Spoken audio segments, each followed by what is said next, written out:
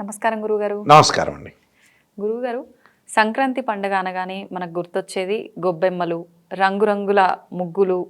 ఆ ముగ్గులో అందంగా గొబ్బెమ్మల్ని తయారు చేసి పూజ చేసి వాటికి రేగి పళ్ళు అవన్నీతో అలంకరించి తర్వాత హరిదాసులు ముఖ్యంగా. ఎందుకు గురుగారు అసలు వీటన్నిటి వెనకాల ఆంతర్యం ఏంటి? తప్పకుండా అమ్మ. ఓం శ్రీ గురుభ్యో నమః. మనకి మకర సంక్రమణ పుణ్యకాలంలో సూర్యభగవాను అనుసరించి చెప్పబడింది మకర సంక్రమణ పుణ్యకాలం. అయితే సంక్రమణము అంటే ఇప్పుడు కూడా కలయిక అని అర్థం. ఈ కలయికలో ఏదైతే మకర రాశిలోకి సూర్యభగవానుడు రావటము, ఇక సూర్యుడు శని అంటే తండ్రి కొడుకుల యొక్క అనుబంధ బాంధవ్యం అని శాస్త్రంలో చెప్పబడింది.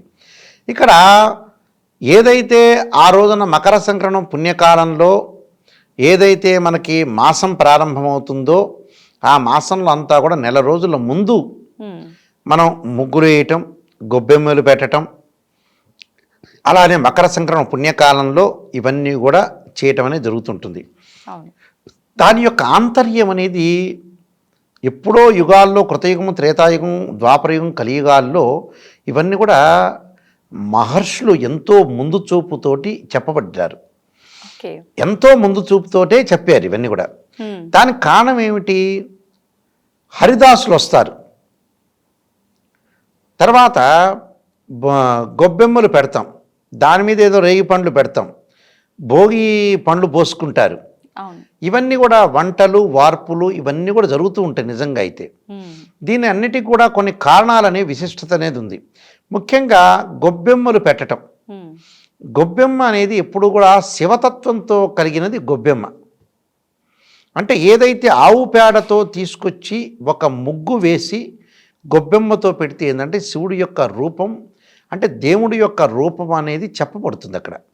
ఆ చెప్పటంలో ఏమిటి మరి, దాని మీద కూడా కొంతమంది రేగి పండ్లు పెడతారు కదా, రేగి పండ్లు పక్కకి పెడతారు, కొంతమంది పైన పెట్టేవాళ్ళు ఉన్నారు, రకరకాలు ఉన్నారు. ఈ రేగి పండు ఏమిటంటే సూర్యభగవానుడికి ప్రతీక. అంటే సూర్యుడు ఎలా ఉంటాడు? రక్తవర్ణం, రక్తగ్రంథంలో ఉంటాడు, గుండ్రంగా ఉంటాడు. భూమి తన చుట్టూ తాను తిరుగుతూ సూర్యుడు చుట్టూ తిరుగుతుంటుంది. అంటే సూర్యుడు ఒకే చోట ఉంటాడు, కానీ భూమి తన చుట్టూ తాను తిరుగుతూ సూర్యుడు చుట్టూ తిరుగుతుంటుంది. అక్కడ ఏదైతే గొబ్బెమ్మ అనేది భగవంతుడి యొక్క తత్వాన్ని మనం అనుకుంటే, అక్కడ ఆ రేగిపండు సూర్యనారాయణ స్వామికి సంబంధించింది. అంటే సూర్యనారాయణ స్వామికి సంబంధించింది అంటే స్థితిని, లయాన్ని తెలుపుతుంది. అక్కడ ముగ్గేస్తాం. ఆ ముగ్గేయటం ఏంటంటే సృష్టి, అంటే సృష్టి స్థితి లయకారకులు, అంటే బ్రహ్మ, విష్ణువు, రుద్రుడు. ముగ్గు అనేది ఎలా వేస్తాం? దాన్నే బ్రహ్మతత్వంగా మనం ఎలా అనుకుంటామంటే, సాధారణంగా ముగ్గు ఏ కలర్లో వేస్తారంటే తెలుపు కలర్లో వేస్తారు. అంటే బ్రహ్మకి ఇష్టంగా ఉండటం, అలాంటి రూపాన్ని కలిగి ఉండటానికి తెలుపు కారణం. అంటే ముగ్గుని మనం బ్రహ్మ అనుకుంటే, ఈ గొబ్బెమ్మ శివుడు అనుకుంటే, ఈ రేగిపండు సూర్యనారాయణ స్వామి అనుకుంటాం. అంటే త్రిమూర్తి స్వరూపము, త్రిమూర్తి యొక్క శక్తి అని అనుకుంటాం మనం. అందువల్ల ఏదైతే మనకి ఇంటి దగ్గర ఉండే చెడు వాసన దగ్గర నుంచి కూడా మనకి ఏదైతే బ్యాక్టీరియా ఇన్ఫెక్షన్ అనేది ఉంటుందో ఆ ఇన్ఫెక్షన్ తగ్గటానికే ఈ గొబ్బెమ్మలు పెడతారు.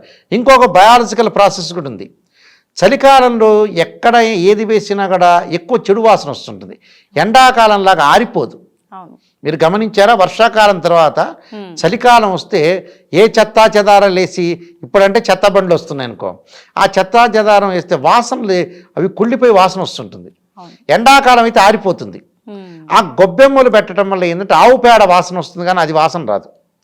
అంటే ఆవు పేడ వాసన ఆ చెత్త వాసనని ఓవర్కమ్ చేస్తుంది. అందువల్ల గొబ్బెమ్మలు పెట్టడానికి కూడా అది కూడా ఇంపార్టెంట్. మరి గొబ్బెమ్మలు తయారు చేసి చేతితో తయారు చేస్తే కూడా చేతులకు ఇన్ఫెక్షన్ పోవటానికి, ఏదైతే చలికి యాక్టివ్నెస్, ఏదైతే సైంటిఫిక్ పరంగా యాక్టివ్నెస్ అనేది చేతులు ఉండవో ఆ చేతులకు కూడా యాక్టివ్నెస్ రావటానికి మనం గొబ్బెమ్మ పెడతాం. అంటే ముగ్గు వేయటానికి, గొబ్బెమ్మ పెట్టడానికి, రేగి పండ్లు పెట్టడానికి ఇదంతా కూడా ప్రాధాన్యత ఉంది. ఆ కాలంలో పండే పూలు ఎందుకు పెడతాము? అది శివరూపంగా, విష్ణు రూపంగా, బ్రహ్మరూపంగా మనం పెట్టాం కాబట్టి ఇంటి ముందు పూలు పెడతారు. అంటే పూలతో అర్చన చేయాలి కదా భగవంతుణ్ణి. అర్చన చేయటానికి మనం ఈ ఆవు పేడ ఎక్కడొచ్చింది? ముక్కోటి దేవతలందరూ కూడా ఉన్న ఆవులోంచే ఈ ఆవు పేడ అనేది వచ్చింది. అందువల్ల దేవుణ్ణి అక్కడ మనం కొలుస్తూ ఉంటాం, అంటే భగవత్ స్వరూపంగా మనం కొలుస్తూ ఉంటాం. అలానే ఇక్కడ మరి సృష్టి స్థితి లయకారకుల్ని ముగ్గురిని కూడా కొలిచాం మనం. మరి హరిదాసులు రావడానికి కారణం ఏంది? What is the reason? అంటే నువ్వు భగవంతుణ్ణి కొలుస్తున్నావు కానీ దాన ధర్మం చేయాలిగా.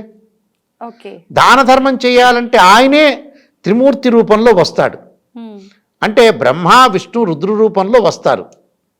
రుద్ర రూపంలో వచ్చి దానం చేయమంటారు.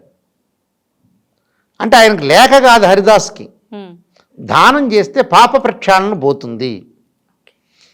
ఏదైతే భగవంతుడు మన దగ్గర ఉండే పాపాన్ని తొలగించాలంటే మనం దానము ధర్మము చేస్తే పూర్వజన్మలో ఉండే కర్మ ఫలితం అంతా కూడా తొలగిపోతుందని, పాపం తొలగిపోతుందని మనకు ఆ రోజున ప్రత్యేకంగా మనం బియ్యాన్ని కానీ మనం యొక్క దానాన్ని చేస్తుంటాం. హరిదాసు దానం చేయడానికి ఏమిటి అని అంటే, మనం ఏదైతే దానం చేస్తామో పూర్వజన్మలో ఉండే కర్మ ఫలితంతో కూడా తొలగిపోతుందని హరిదాసులకు దానం చేస్తుంటాం. ఆ హరిదాసులో ప్రతిసారి రారు, సంవత్సరం మొత్తం రారు, కేవలం ఆ సమయంలో మాత్రమే వస్తారు. అంటే సూర్యనారాయణ స్వామి ఎప్పుడైతే ధనుస్సు రాశిలోకి వృశ్చిక నుంచి ధనుస్సు రాశిలోకి వస్తారో అప్పటి నుంచి కూడా ప్రారంభమవుతుంది ఈ నెల రోజుల పాటు కూడా.